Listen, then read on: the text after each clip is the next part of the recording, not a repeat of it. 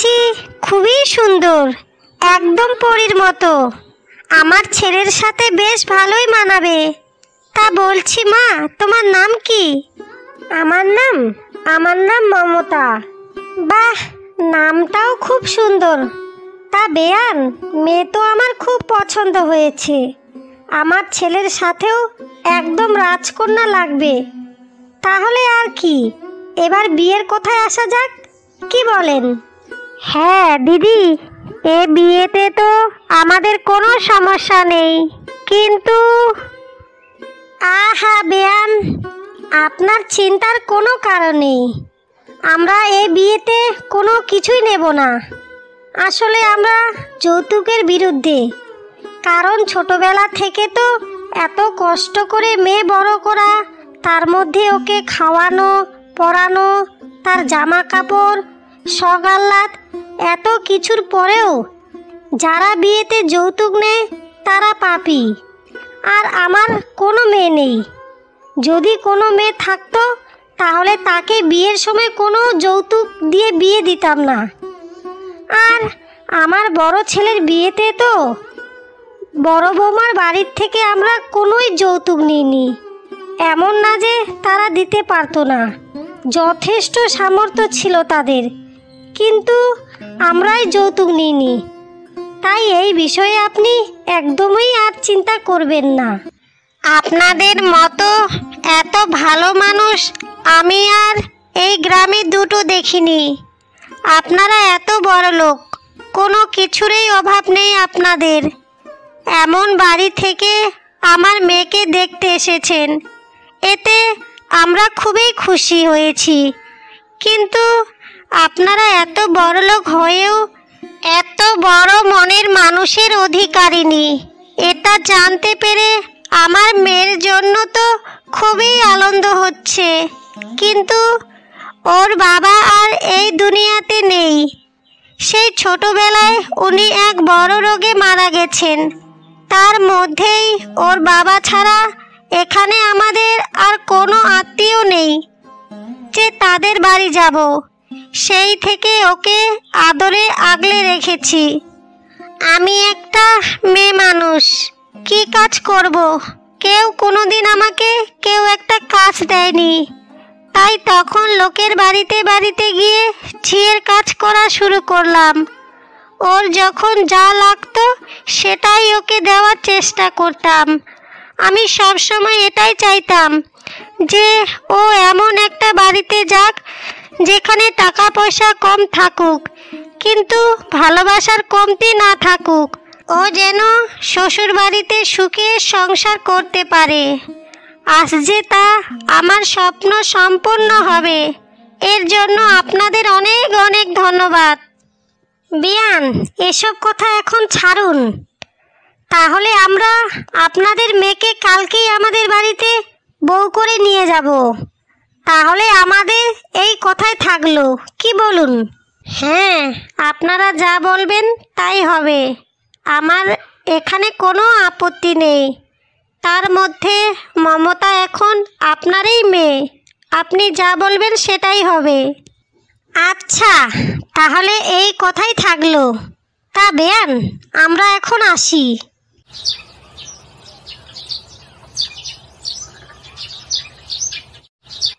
তা দিদি, বাড়িতে ছোট বউ নিয়ে এলেন, কই কোনো অনুষ্ঠান করলে না তো? বড় ছেলের বেলায় তো খুব বড় করেই অনুষ্ঠান করেছিলেন, তা এইবার কি হলো? আরে না বোন, এমন কোনো ব্যাপার না। আসলে বাবুর খুব তাড়া ছিল তো শহরে যাওয়ার, আর ছোট বৌমারও বাড়িতে একটা সমস্যা ছিল। তাই দুই বাড়ি থেকে ঠিক করা হলো যে তাড়াতাড়ি করে ঘরোয়াভাবেই বিয়েটা সম্পূর্ণ হবে। তার জন্যই তো, ওই আর কি। ও তাই বলো, আমি আর কি না কি ভাবলাম। বুঝেছিস তো, তোরা বলবি এক কথা আর পাড়ার লোকেরা বলে বেড়াবে আরেক কথা। তা বলছি দিদি, তোর ছোট বৌমা দেখতে তো খুব সুন্দর হয়েছে, ছোট ছেলের সাথে মানিয়েছেও বটে। তা মা, তোমার নাম কি? আর তোমার বাড়িতে কে কে আছে? মাসিমা, আমার নাম মমতা। আর আমার বাড়িতে শুধু মাই আছে। বাবা মারা গেছে আমি যখন খুব ছোট ছিলাম তখনই। আর আমার কোনো ভাইও নেই। ও, তা তোমাদের সংসার কিভাবে চলতো? মানে খাওয়া দাওয়া, পড়াশোনা, জামা কাপড়? আসলে মাসিমা, আমার মা লোকের বাড়িতে বাড়িতে গিয়ে ঝিয়ের কাজ করতো। আমি যখন খুব ছোট ছিলাম তখন থেকেই মা কাজ করা শুরু করেছিল। আর ওই বাড়ি থেকে আমাদের সব দেখাশোনা করতো। সেই থেকে আমাদের মা মেয়ের এইভাবেই দিন চলতো। ও, বুঝেছি।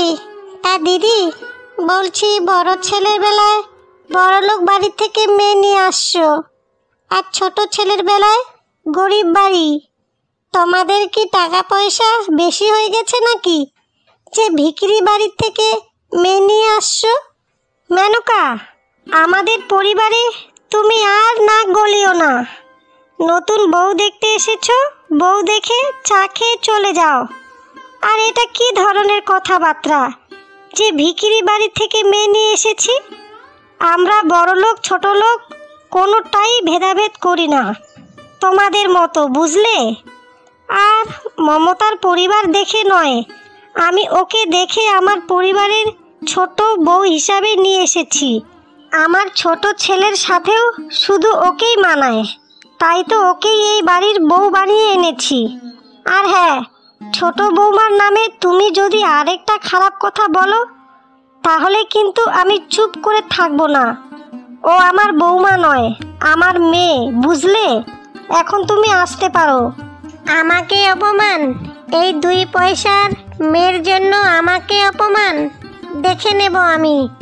আজকে তুমি যে বউয়ের জন্য আমাকে অপমান করলে সেই বউয়ে একদিন তোমাদের পরিবারের ক্ষতি করবে, তুমি দেখে নিও। বাহ, পাশের বাড়ির কুচুটে মাসিমা কোনো একটা কাজে তো শেষমেশ লাগলো।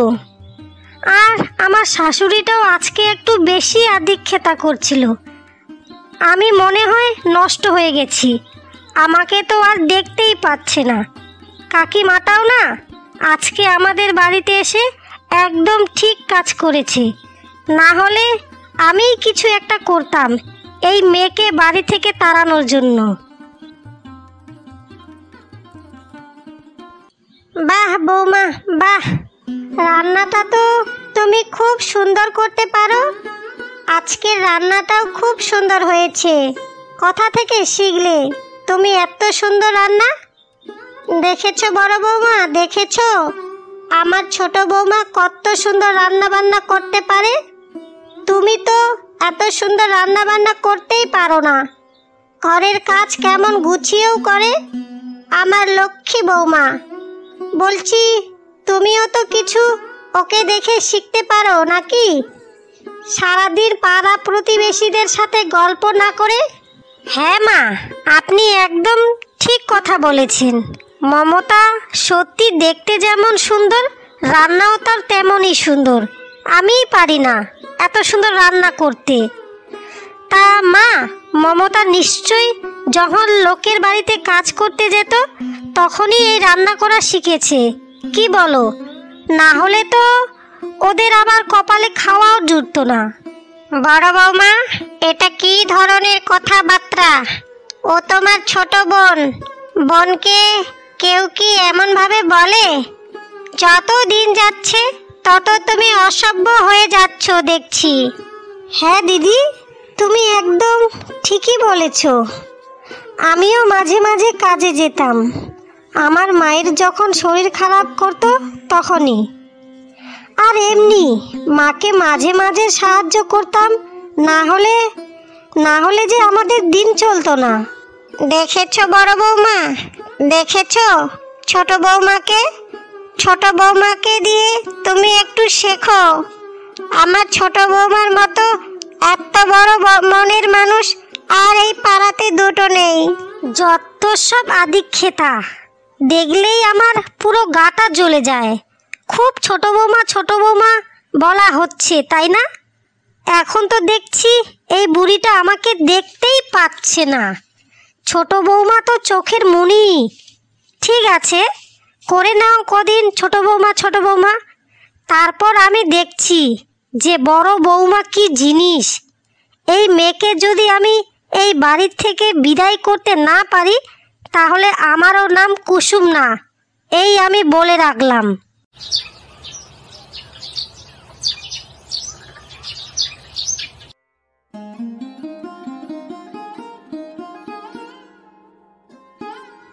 তা কুসুম, তোমাদের বাড়ির কি খবর? আমি যা দেখছি তোমাকেই না বার করে দুদিন পরে। তোর ছোট যা তো তোর শাশুড়ির চোখের মণি, এখন তো দেখছি তোকে আর সহ্যই করতে পারছে না। গ্রামেও তো সবাই বলা বলি করছে তোমার থেকে নাকি মমতার রূপ গুণ বেশি। তখন কি দেখে যে তোমায় ওই বাড়ির বউ করে এনেছে কে জানে। এইসব তো শুনছি, যা আমি শুনছি তা কি সত্যি নাকি? আমি আর তোমায় কি বলবো মাসি, তুমি তো সবই দেখেছো, সবই জানো। যখন থেকে আমি এই বাড়িতে এসেছি তখন থেকে বাড়ির সব দায়িত্ব আমার ছিল। আর এখন যখন মমতা এসেছে, শাশুড়ি মা তো আর আমাকে দেখতেই পারছে না। আমি যাই করি না কেন সেখানে আমার কিছু না কিছু খুঁত বার করবেই।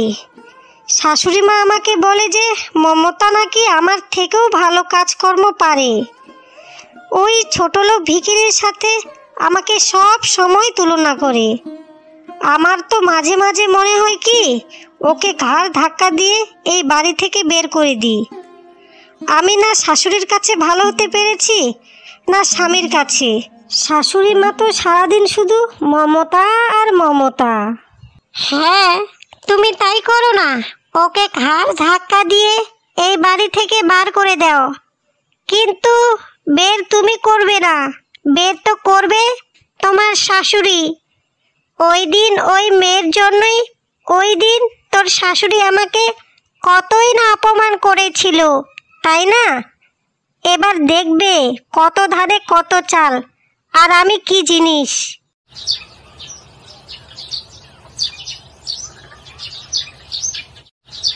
মিনতি, তুমি এত রেগে আছো কেন? কি হয়েছে? তোমার কি আজকে ঘুম পাচ্ছে না? ঘুমাবে না তুমি? অনেক তো রাত হয়ে গেছে। তুমি আর আমার সাথে কথা বলবে না, বুঝলে? একদমও আমাকে ডাকবে না। তোমার ঘুম পাইলে তুমি ঘুমিয়ে যাও। আমার যখন ঘুম পাবে আমি ঠিকই ঘুমাবো। তোমাকে আর নতুন করে আমাকে নিয়ে ভাবতে হবে না। যাক বাবা, আমি এখন কি করলাম যে তুমি আমার উপরে আজকে এত রাগ করছো? কথায় কথায় তুমি এত রাগ করো কেন? হ্যাঁ, আচ্ছা ঠিক আছে, তোমার যখন ইচ্ছে হবে তুমি তখন ঘুমাও। আমার ঘুম পাচ্ছে, আমি তো ঘুমালাম। হ্যাঁ হ্যাঁ, তুমি তো ঘুমাবেই। আমাকে তো এখন আর এই বাড়িতে কেউ ভালোবাসে না। এখন এই বাড়িতে সবাই ছোট বৌমাকেই ভালোবাসে। আমাকে তো এখন আর কেউ সহ্যই করতে পারে না।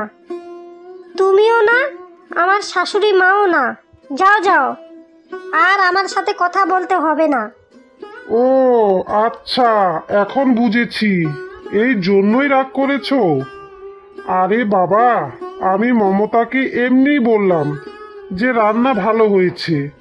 ও তো এই বাড়িতে নতুন বউ হয়ে এসেছে। যত তাড়াতাড়ি মানিয়ে গুছিয়ে নিতে পারবে ততই আমাদের পরিবারের জন্যই তো ভালো। সেই জন্যই তো। আর ও তো তোমার ছোট বোনের মতো, এতে এত রাগ করার কি আছে বলো? হ্যাঁ হ্যাঁ, আমি কিছু বুঝি না তুমি ভাবছো? আমি কি ছোট বাচ্চা নাকি? মমতা, তোমার আমাদের বাড়িতে থাকতে কোনো অসুবিধা হচ্ছে না তো? যদি অসুবিধা হয় তাহলে একটু মানিয়ে গুছিয়ে নিও। আর হ্যাঁ, যদি কোনো তোমার কষ্ট হয় কোনো জিনিসের জন্য তাহলে আমাকে বলো। না গো, আমার কোনোই কষ্ট হচ্ছে না। আর আমার এই বাড়িতে কোনোই অসুবিধা হচ্ছে না। আমি যখন তোমার বুকে মাথা দিই তখন আমার সব কষ্টই দূর হয়ে যায়। তুমি একটু রেস্ট করো, আমি তোমার জন্য জল নিয়ে আসছি। না না গো, আমি এখন জল খাবো না। আমার এখন খুবই ঘুম পাচ্ছে। আমি কতদিন পরে বাড়িতে আসলাম, আর শহরে অনেক খাটনিও হয়েছে। এই জন্যই শরীরটা খুব ক্লান্ত ক্লান্ত লাগছে। তুমি একটু আমাকে আমার পাগুলো টিপে দেবে? শরীরটা না খুব যন্ত্রণা করছে গো। আচ্ছা ঠিক আছে, তুমি শোও, আমি তোমার হাত পাগুলো টিপে দিচ্ছি।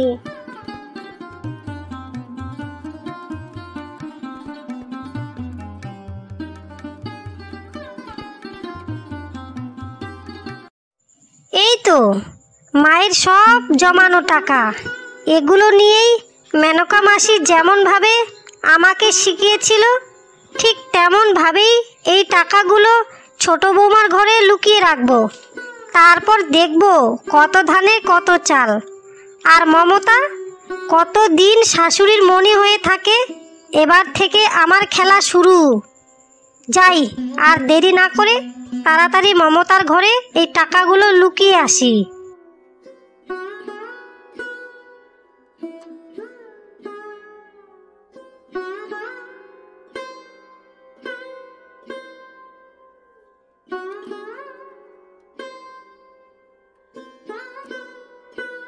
তা ছোট, ঘরে একাই আছিস নাকি? কি করছিস একা একা বসে? হ্যাঁ দিদি, বলো না, তুমি কি বলবে? আর আমি কিছুই করছি না, এই কাজ সেরে একটু বসে আছি। ছোট, তুই তো জানিস আজ সকাল থেকেই আমার মাথাটা ভীষণ ঘুরছে, তাই আজকে ঘুম থেকে উঠতে একটু আমার দেরি হয়ে গেল। উনি তো বেরিয়ে গেলেন, তার দুই ভাইয়ের জন্য কিছু খাবার বানিয়ে দিয়ে দিয়েছিল তো, না হলে আবার এতটা পথ যাবে কিছু খেতেও পারবে না। কিন্তু তুমি এসব নিয়ে আর কোনোই চিন্তা করিও না দিদি, আমি দুজনের জন্যই খাবার খাইয়ে খাবার টিফিনে ভরে দিয়েছিলাম। ও, খুব ভালো করেছিস রে। সেই সকাল থেকেই আমি বসে আছি, বুড়িটা যে কখন আলমারিটা খুলবে আর দেখবে, এখন তো দেখছেই না, একদম অসহ্য। সকালে দেখলেই তো সবার সামনেই অপমান করা যেত বেশি বেশি করে, আর আমার ধৈর্য ধরছে না। এবার আমাকেই কিছু না কিছু একটা করতেই হবে। বৌমা, বৌমা, কোথায় তোমরা? একবার এদিকে এসে দেখে যাও কি হয়েছে। আমার সব শেষ হয়ে গেছে বৌমা, তাড়াতাড়ি এসো আমার ঘরে। কি হয়েছে মা? আপনি এত জোরে জোরে চেঁচাচ্ছেন কেন? কি হয়েছে? ছোট বৌমা, বড় বৌমা, আমার যে সর্বনাশ হয়ে গেছে। আমার এতদিনের জমানো টাকা পয়সা আজকে সব চুরি হয়ে গেছে। আমি কত কষ্ট করে এগুলো টাকা একটু একটু করে জমিয়েছিলাম, আর আজ আমার সব টাকা চুরি হয়ে গেল। কি করব আমি? আমি এখন কি করব কিছুই তো বুঝতে পারছি না। মা, আমি তো কাল রাতে দরজা জানালা ভালোভাবেই লাগিয়েছিলাম, তাহলে চোর আসলো ঘরে কিভাবে? আর তার মধ্যে ঘরের কোনো জিনিস না নিয়ে শুধুমাত্র আপনার আলমারি থেকেই টাকাটা নিল?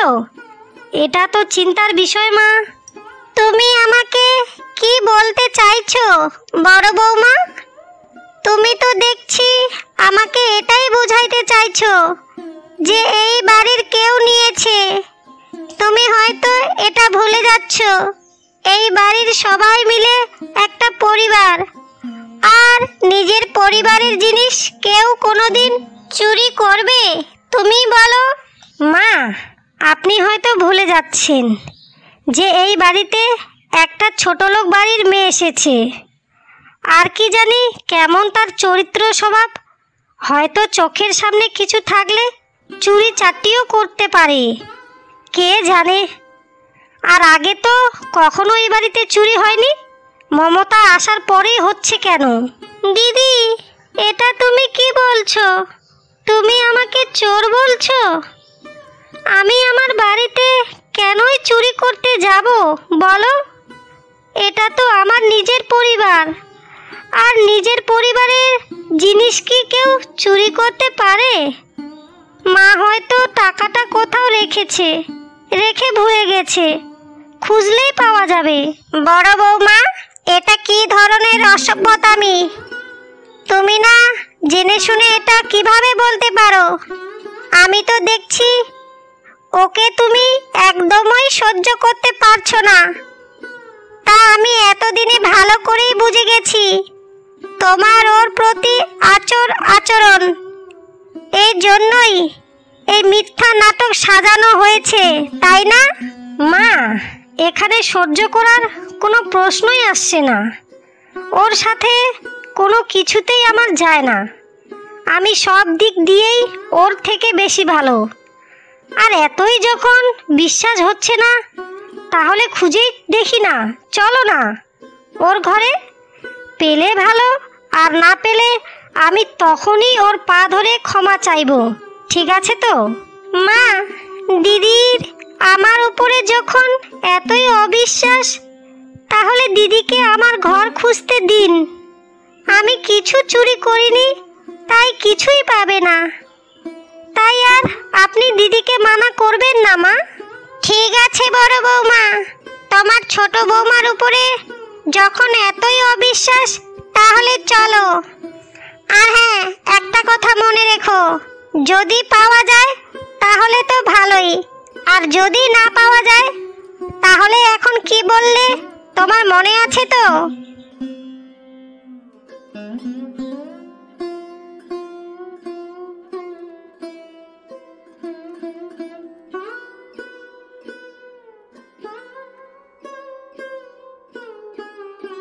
এই দেখুন মা, এই দেখুন, আপনাকে আমি বলেছিলাম না, এই দেখুন, দেখলেন তো? আমি জানি তো এইসব ছোট ঘরের লোক বড় লোক বাড়িতে এসে একটু টাকা পয়সা দেখলেই তারা লোভ সামলাতে পারে না। এদের স্বভাবেই তো প্রথমে ভালো মনের মানুষের মনে জায়গা করে নেওয়া, তারপর তাদের পিঠেই ছুরি মারা। এইসব ছোট লোকদের আমি খুব ভালোভাবেই চিনি মা। মা, আপনি আমাকে বিশ্বাস করুন, আমি চুরি করিনি। আমি আমার বাড়িতেই কেন চুরি করব? আমার আলমারিতেই বা টাকাটা কোথা থেকে আসলো আমি কিছুই জানি না। আপনি আমাকে বিশ্বাস করুন মা। ছি ছি ছি ছি, ছোট বৌমা, আমি তোমার কাছ থেকে এটা আশা করিনি। আমি তোমাকে এত আদর যত্ন করলাম, আর তুমি আমাকে তার এই মর্যাদা দিলে? তুমি তো আজকে আমাকে চোখে আঙ্গুল দিয়ে দেখিয়ে দিলে যে বৌমাকে যতই মেয়ের মতো আদর যত্ন করো না কেন, পর তো পরেই হয়। তোমার যদি এতই টাকার দরকার ছিল তাহলে আমাকে বলতে, আমি দিতাম। আর আমাকে যদি নাই বলতে পারতে তাহলে ছোট খোকাকে বলতে পারতে। তাই বলে তুমি নিজের বাড়িতেই চুরি করবে? এত বড় জঘন্য কাজ করতে তোমার মনে একটুও বাঁধলো না? এবার তো দেখছি পাড়ার লোকের কানে গেলে তো আমি তাদের সামনে যেতেই পারবো না। ছি বৌমা, ছি। মা, আপনি আমাকে বিশ্বাস করুন মা, আমি টাকাটা চুরি করিনি। উপরওয়ালা জানে যে আমি কখনোই চুরি করতে পারি না। বাবা ছোট, ধরা যখন পড়ে গেছিস তো এখন স্বীকার করে নে না, অত নেকা কান্নার কি আছে? আমি তো তোর মাকে ভালো মানুষ মনে করতাম, তার মেয়েকে যে এইভাবে শিক্ষা দিয়েছে তা তো আমার জানা ছিল না। বড় বৌমা, এখন এসব কথা ছাড়ো, আর তোমার সঙ্গে আমার কিছু কথা আছে, তুমি এখানেই থাকো। আর ছোট বৌমা, এবারের মতো তুমি যা করেছো, আর যাতে এরকম ভুল তোমার দ্বিতীয়বার না হয়, তাহলে কিন্তু আমি তোমায় ক্ষমা করব না। এই কথাটা আমার কান খুলে শুনে রাখো।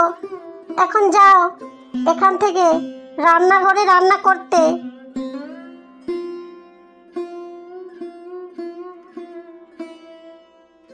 মা, আপনি একদম আজকে ঠিক কাজ করেছেন। ওর তো এটাই পাওনা ছিল। বড় বৌমা, তুমি কি ভেবেছো আমি কিচ্ছু জানি না? আমি সবই জানি। মমতার ঘরে কালকে টাকাটা তুমি রেখেছো। যখন আমার আলমারি থেকে টাকাটা বের করলে, তখন আমার আলমারির আওয়াজে ঘুম ভেঙে যায়। আর তখনই তোমার কাণ্ড কারখানা আমি নিজের চোখে সবই দেখি। তুমি এমনটা কেন করো বড় বৌমা? মমতার সঙ্গে তোমার এত কিসের শত্রুতামি? ও যে তোমার কোনোদিন ক্ষতি করেনি। ও তো তোমার ছোট বোনের মতো। আর আমি এখন এখানে মমতাকে যা কিছু বললাম, সেটা ছিল আমার সবই নাটক। আমি জানি বড় বৌমা, তোমার নিজের স্বার্থের জন্য তুমি কতটা নিচে নামতে পারো। তাই আমি চাই তুমি মমতার কাছে তোমার কুকর্মর কথা নিজেই স্বীকার করো। না হলে বড় খোকা ছোট খোকা বাড়িতে এলে আমি তাদের সবই বলবো। আর তুমি তো জানো ভালো করেই, বড় খোকা আর ছোট খোকার এসব কথা কানে গেলে তোমায় এই বাড়ি থেকে বিদায় নিতেই হবে। তাই তুমি আগে মমতাকে সব বলবে, নাকি আমি ছোট খোকা আর বড় খোকাকে বলবো? না না মা, আপনি আপনার ছেলেদের এই ব্যাপারে কিছুই বলবেন না। আমি স্বীকার করছি আমার খুব বড় ভুল হয়ে গেছে। আমার নিজের অহংকারে আমি এতটাই নিচে নেমে গেছি যে মমতার মতো ছোট বোনকে আমি চিনতেই পারিনি। আমি আপনাকে কথা দিচ্ছি মা, যে এবারের মতো আপনি আমাকে ক্ষমা করে দিন। আর এরকম ভুল আমার কোনো দিনও হবে না। এবার থেকে আমি মমতাকে আমার নিজের বোনের মতো করে দেখব মা।